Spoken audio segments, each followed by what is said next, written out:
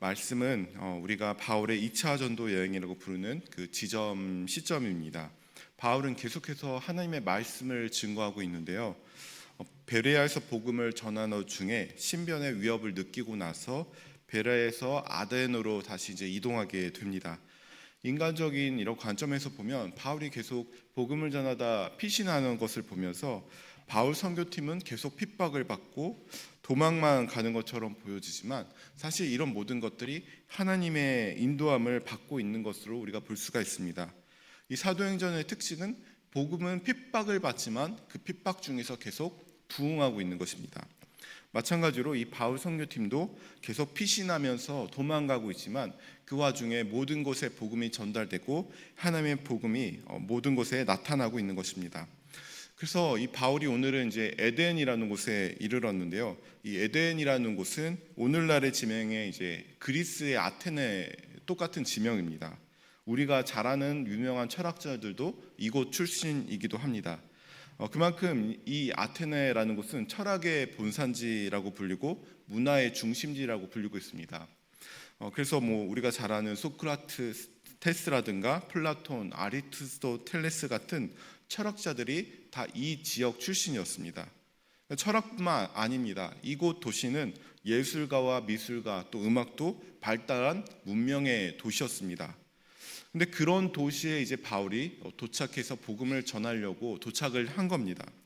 근데 이 도착을 하고 나서 보니까 어떤 마음이 들었냐 이렇게 기록이 되어 있는데요. 16절에 보니까 이렇게 말씀이 기록되고 있습니다. 바울이 아덴에서 저희를 기다리다가 온 성에 우상이 가득한 것을 보고 마음이 분하여라고 이렇게 기록되어 있습니다. 그러니까 바울이 이제 그 전에 지역에서 베레에서 실라와 디모데가 같이 베레에서 복음을 전했습니다. 근데 이제 그 실라와 디모데는 베레아에 계속 남아 있고 바울이 먼저 이제 아덴으로 온 거거든요. 바울이 그들을 먼저 와서 기다리고 있었습니다. 팀을 기다리고 있었는데 함께 오면 이제 아덴에서 전도를 해도 될 것 같은데 바울이 이제 먼저 혼자 나가서 아덴에서 전도를 하게 된 것입니다. 그런데 바울이 복음을 전하다가 그 성에 우상이 가득한 것을 보고 그 동네를 보고 마음에 격분하게 된 것입니다. 최고의 지성과 문화의 도시, 그렇게 발달한 도시라고 알려졌는데 그 도시는 알고 보니까 이 우상 소굴이었던 것입니다. 이 아덴이라고 부르는 이름 자체가 아테네에서 그리스 여신 이 이름에서 유래되었고 도시의 광장에는 수많은 웅장한 신전들과 신들에게 바치는 제단들이 널려 있었습니다. 로마 황제 아우구스투스에게 바쳐진 신전, 또 황제의 가족들에게 바쳐진 신전, 만신전, 여신 아테나 신전, 데메테르 신전, 제우스 신전, 이런 여러 가지 신전들이 줄비하게 늘어져 있었고요. 또 심지어 무명의 신들에게 바쳐지는 제단들도 있었습니다. 그러니까 한마디로 도시 전체가 우상들에게 바쳐진 곳이었습니다. 그 도시의 건축과 예술조차도 다 우상들을 찬양하는 그런 작품들이었던 겁니다.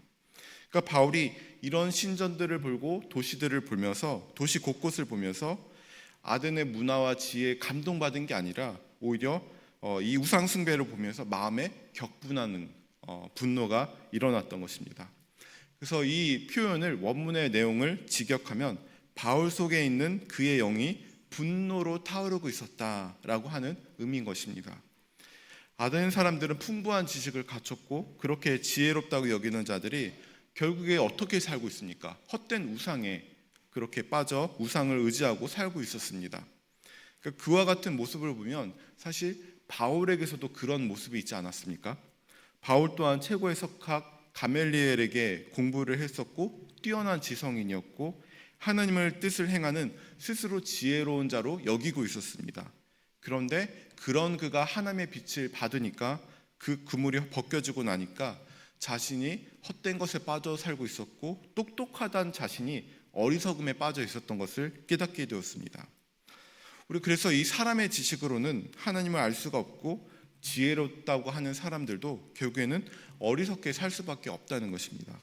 오직 하나님 안에서 지혜의 의미를 발견할 수 있는 것입니다. 바울은 이 아덴 사람들의 어리석음을 보면서 격분했습니다. 그리고 우리가 또 하나 눈여겨볼 것은 격분한 다음에 바울이 어떻게 행했느냐 하는 것인데요. 17절에 보니까요, 이렇게 말씀이 있습니다. 17절 보니까 회당에서는 유대인과 경건한 사람들과 또 저자에서는 날마다 만나는 사람들과 변론하니라고 말씀이 나와 있습니다. 그러니까 바울은 격분해서 안 되겠다, 이들을 복음을 전해야 되겠다 해서 나가서 그 복음을 전하는데 만나는 사람들과 변론을 했다고 합니다. 변론. 이 변론의 의미는요, 원어적인 의미로 보니까 강의를 했다라는 뜻입니다. 말을 가지고 어떤 것을 증명하고자, 복음을 증명하고자 강의를 한 것입니다. 이 바울은 변론을 벌인 헬라인 중에서는 에피쿠로스 학파와 또 스토아 학파라는 철학자들 파들이 있었습니다. 이들과 그렇게 논쟁을 한 것입니다. 근데 이 철학자들이 듣고 바울의 그 복음의 그 강의를 듣고 말하는 소감이 어떠냐면, 소감문처럼 말하는 게 바울 보고 말장이라고 하는 겁니다. 이 말장이를 봐라라고 합니다. 이 말장이라는 뜻이 쓰레기를 주워 모듯이 주위에 다른 사람들의 여러 가지 사상을 모아다가 얻어듣고 그것이 자기 말처럼 주장하는 사람을 말장이라고 일컫습니다. 바울은 어쩌면 자신도 그렇게 철학적인 논리적인 공부를 했고 또 논리적인 그 철학적인 도시에 갔기 때문에 강의를 하면서 논리적으로 그들을 설득하려고 했는지 모르겠습니다. 그런 생각을 하고 복음을 증거하고 자신의 언변과 논리로 해결하려고 했던 것을 아닌지 생각을 해볼 수 있습니다.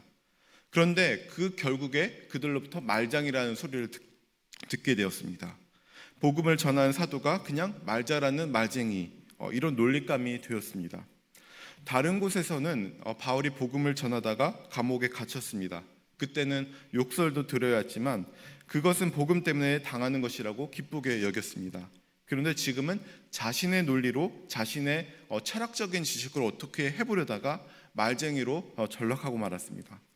그래서 우리가 이 오늘 본문 다음을 보게 되면 아덴에서는 이 바울이 얼마 다른 동네에 비해서 몇 사람밖에 열매를 못 거두게 됩니다.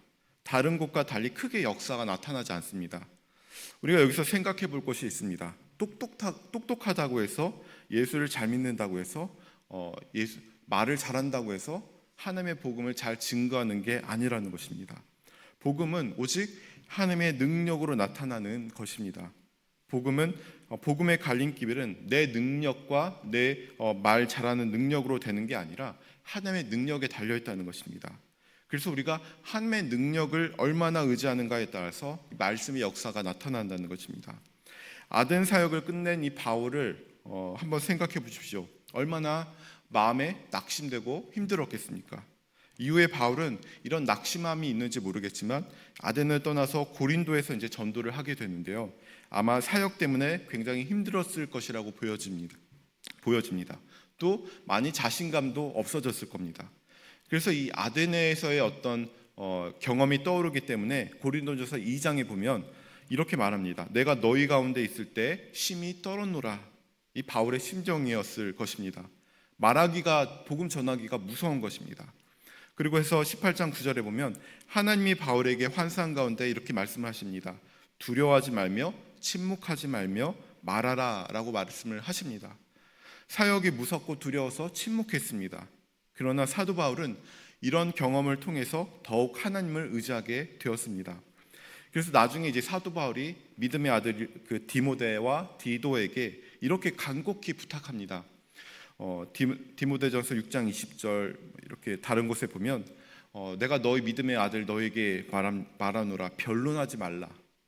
그것은 무익한 것이라. 그러니까 바울이 이런 심정일 것입니다. 내가 그렇게 논쟁하고 철학적으로 지식으로 증거해 보니까 다 그렇게 별거 아니다. 그러니 변론하지 말라. 그리고 나서 또 사도 바울이 다른 곳에서 이렇게 말씀을 하지 않습니까? 십자가 외에는 내가 알지 아니하기로 작정하였노라. 복음에는 하나님의 능력밖에 없습니다. 사도 바울은 고린도에서 이렇게 누누이 말합니다. 하나님께서는 지혜로운 자를 부끄럽게 여기시고 어리석은 자를 들어서 지혜로운 자를 부끄럽게 하는 것이 복음이라고 말씀합니다. 그리고 복음이 십자가의 권능이고 하나님의 나라는 말에 있지 않고 능력에 있다라고 말씀을 합니다. 오늘 이 말씀 사도 바울의 경험을 보면서 우리는 생각해 보기 원합니다. 우리가 우리의 방법으로, 우리의 철학적인 지식으로, 우리가 가진 능력으로 무언가 해보려고 했을 때 사실 될 것 같지만 되지 않은 경우가 많습니다. 왜냐하면 하나님의 나라의 열매는 하나님의 능력에 달려있는 것이고 얼마나 하나님을 의지하는가에 달려있기 때문입니다. 이 모두 에덴에서의 방법으로 나를 변론하고 또 사람들에게 그 나의 방법으로 다가서고 있는 건지 아닌지 돌이켜 보시기 바랍니다. 그래서 오늘 말씀을 보면서 우리가 이제는 십자가 중심으로 또 하나님의 중심으로 살아가실 수 있기를 바랍니다. 그것이 복음이고 하나님에 의지하는 것이 우리의 능력인 줄 믿습니다. 기도하겠습니다.